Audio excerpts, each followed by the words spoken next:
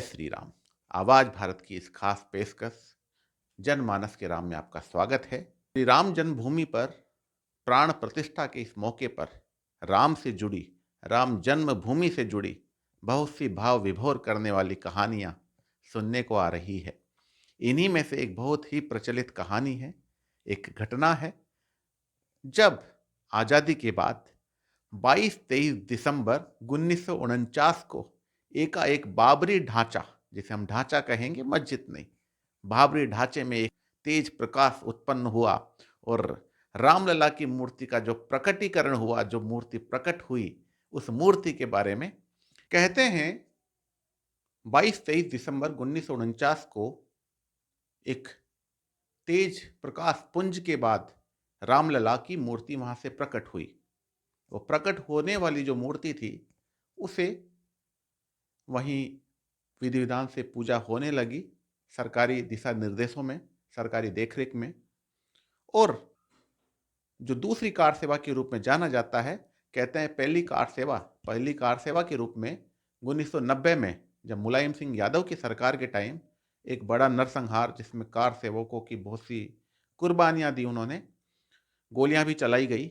उसके बाद 1992 वाली दूसरी कार सेवा में जब बाबरी ढांचा गिराया गया, जो देश की अस्मिता पर एक बदनुमा दाग के समान वो ढांचा था, क्योंकि भगवान श्री राम, आराध्य देव राम, भारत की आत्मा में बसते हैं, और राम जन्मभूमि पर इस तरह से किसी मुगल आक्रांता का निशान वहां रहना एक वाकई में एक शर्म की बात थी। 6 दिसंबर 1992 के दिन वे एक बहुत विजय दिवस के रूप में हिंदू समाज मनाता है देश में।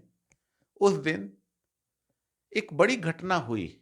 जो रामलला, जो मूर्ति प्रकट हुई थी 22-23 दिसंबर 1949 में, वो मूर्ति अचानक, उस मूर्ति के साथ क्या हुआ, उसके बारे में हम यहाँ घटना आपको बताने जा रहे हैं। इस वीडियो को शुरू से अंत तक जरूर देखें।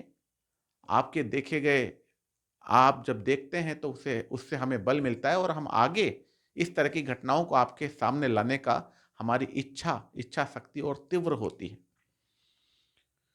तो हुआ यूं कि 6 दिसंबर 1992 में जब कार सेवा के दौरान बाबरी ढांचे को नस्तनाबूद कर दिया गया और उसके नीचे बहुत से कार सेवक दब के मर गए, शहीद हो गए, बलिदान होने के बाद वहां सबके बाद ये देखा गया कि रामलला की मूर्ति कहाँ है, क्योंकि उस मूर्ति को पहले ही किसी ने निकाल लिया था। इसलिए निकाल लिया था, एक सकारात्मक सोच के साथ निकाल लिया गया होगा कि रामलला को यहां से, बाबरी ढांचा गिरने वाला है, इसको यहां से बाहर निकालें। जब बाहर निकाल लिया गया, हजारों कार सेवक उसके नीचे दबकर शहीद हुए, तब बाद में पता चला वो मूर्ति तो कहीं चली गई, मूर्ति नहीं मिली। जब इस तरह के माहौल में, क्योंकि भारत में सरकार जो थी, कांग्रेस की सरकार, और तत्कालीन प्रधानमंत्री पीवी नरसिम्हा राव, जिनके लिए कहा जाता है कि कहीं ना कहीं राम मंदिर के मुद्दे को लेकर एक सॉफ्ट कॉर्नर रखते थे, और साथ ही साथ विरोधी तो यहां तक कहते हैं कि पीवी नरसिम्हा राव अपनी धोती के नीचे संघ का निक्कर पहना करते थे। इस तरह के उन पे आक्षेप लगाए गए कि वो कांग्रेसी तो हैं, कांग्रेस ने उन्हें इतना बड़े पद पर आसीन किया, पर धोती के नीचे संघ का जो नेकर होता है, खाकी नेकर पहनते हैं। इनके जो विचारधारा जो है वो संघ से जुड़ी हुई है, और राम मंदिर के मुद्दे पर ये एक विशेष समुदाय को लाभ पहुंचाने के उद्देश्य से इनके निर्णय रहे हैं, आज भी ऐसा मानते हैं। तो उन्हीं में से जब बाबरी ढांचा गिरा दिया गया, रामलला का वहां कुछ पता नहीं कहां अंतर ध्यान हो गए। जिस प्रकार से 22-23 दिसंबर 1949 में रामलला प्रकट हुए, कुछ उसी प्रकार से 6 दिसंबर के बाद रामलला अंतर ध्यान हो गए। हुआ ये कि इतने कार सेवक जो बाबरी ढांचे के नीचे दबकर बलिदान हुए, और इसके बाद एक बड़ा इश्यू बन सकता है कि रामलला गायब हो गए। तो जब पीवी नरसिम्हा राव को इसकी खबर पहुंची, तो उन्होंने विषय की गंभीरता को देखते हुए तत्कालीन प्रधानमंत्री पीवी नरसिम्हा राव ने अयोध्या के राजा और कांग्रेस के नेता विमलेंद्र मोहन प्रताप मिश्र जो वहां थे, उन्होंने एक मूर्ति बना रखी थी प्रभु श्री राम की बाल रूप की। वो थे तो कांग्रेसी, पर उनकी भी विचारधारा में था कि किसी दिन जब मंदिर बनेगा तो ये बाल रूप में प्रभु श्री राम की मूर्ति वहां पे सुशोभित होगी, वो विराजमान होगी। क्योंकि अयोध्या के वो राजा थे, इसलिए उनकी जन भावना प्रभु श्री राम की मूर्ति को स्थापित होते हुए देखने की रही होगी। इसलिए उन्होंने, तो पीवी नरसिम्हा राव को इस बात का पता था। उन्होंने कहा कि इस मूर्ति को ले जाकर के वहां पे रख दिया जाए। इससे दो फायदे होंगे।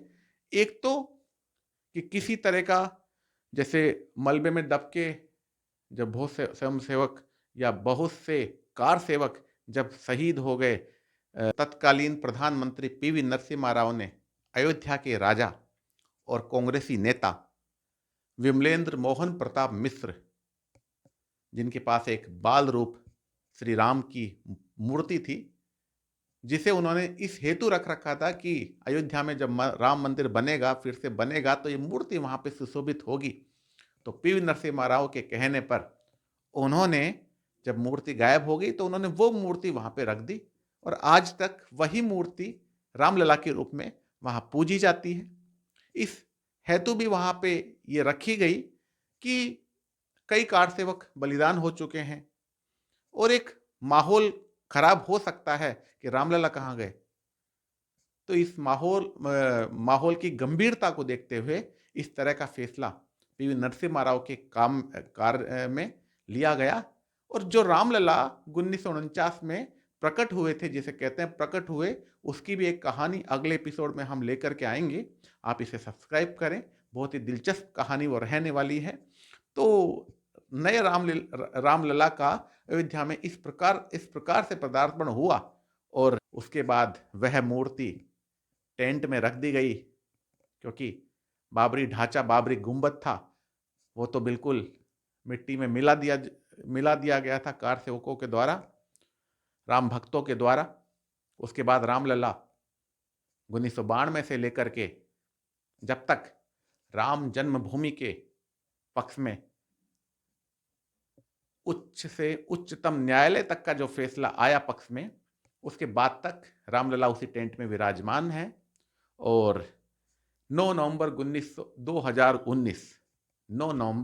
2019 को फैसले के बाद